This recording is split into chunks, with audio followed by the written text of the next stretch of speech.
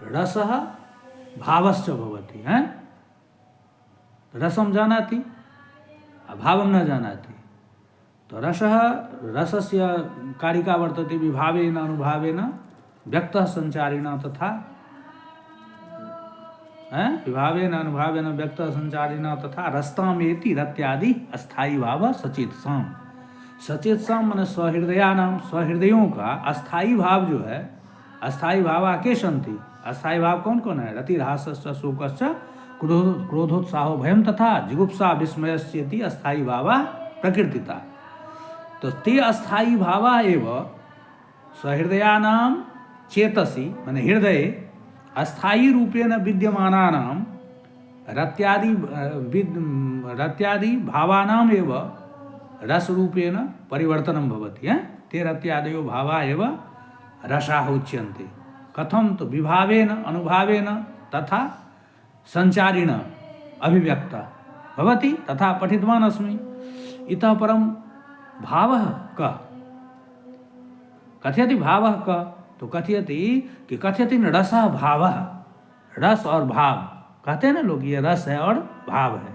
तो भाव हम किसको कहते हैं? तो कहता है काव्य प्रकाश कारेण काव्य प्रकाशे ज्ञातम, काव्य प्रकाश कारेण काव्य प्रकाशे लिखितम अस्ति। किम लिखितम अस्ति कि रत्यादि भिर्व्यंजितः, रत्यादि अभिव्यंजितः भावः।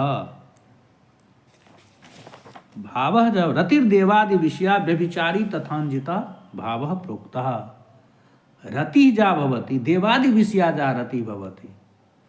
देवादि विषया रति जानाति। देव विषय यानी देवस्य विषय या गुरोः विषय या विदुषः विषय या गुणिनः जनस्य विषय जा रति माने प्रेम भवति। स्वभावः उच्यते माने भगवान के प्रति जो प्रेम हो, गुरु के प्रति जो प्रेम हो, माता पिता के प्रति जो प्रेम हो, विद्वान के प्रति जो प्रेम हो, जो गुणी लोगों के प्रति प्रेम हो, तो उसको हम क्या कहते हैं? भाव कहेंगे। और वही रति प्रेम यदि स्त्री के प्रति होता है तो श्रृंगार रस हो जाता है। तो काव्य प्रकाश कारेण काव्य प्रकाश से लिखितम रतिर्देवादि विषया। देवादि विषया इत्युक्ते देवादि विषया जा रति। देवादि विषया माने देवादि गता या देवादि गत या देवादि विषय में जो प्रेम हो उसको हम भाव कहेंगे। और पुनः व्यभिचारो तथांजिता। और व्यभिचार माने व्यभिचारी भाव, अंजिता माने व्यंजिता। और यदि व्यंग्यार्थ व्यभिचारी भाव हो तो वो भी भाव हो जाएगा। भाव कौन कौन होगा? देवादि विषया रतिर्भाव, देवतादि विषयक जो रति है वो भी भाव होता है। और व्यभिचारी अंजिता भाव प्रोक्ता। और अंजिता माने व्यंजिता, व्यंजनया ज्ञात, व्यंजना के द्वारा ज्ञात जो होता है व्यभिचारी भाव वो भी होगा भाव।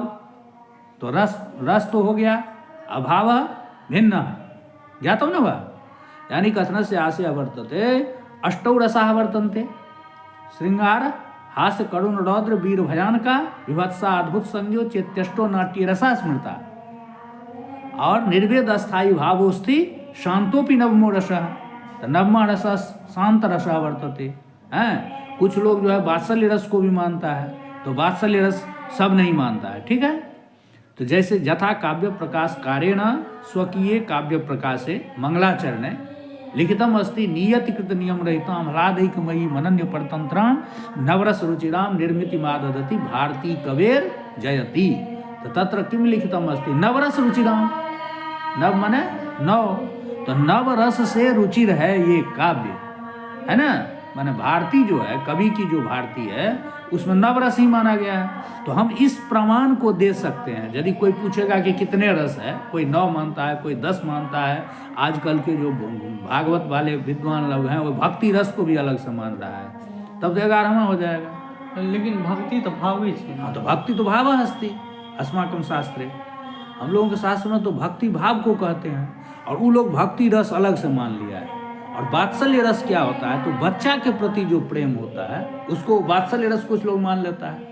लेकिन ये सब प्रामाणिक नहीं। प्रामाणिकता की बात आएगी यदि इंटरव्यू वगैरह में पूछा जाए कि इतने रस हैं कंपटीशन वगैरह में, तो 9 पर में हमको चिन्ह मारना होगा। क्यों? काव्य प्रकाशकार लिखा है नवरस रुचिरा, भारती कवि कवये भारती जा वर्तते सा नवरस रुचिरा अस्ति। तो एतावता ज्ञायते यत् काव्य शास्त्रे नवरसाः सन्ति इति। हो गया। अब रसाः के भवन्ति, तो अस्थायी भावा एव रसा भवन्ति। तो अस्थायी भावा के सन्ति, तो रतिर्हासस्य शोकस्य क्रोधोत्साहोभयं तथा जुगुप्सा विस्मयस्य इति अस्थायी भावा प्रकीर्तिता।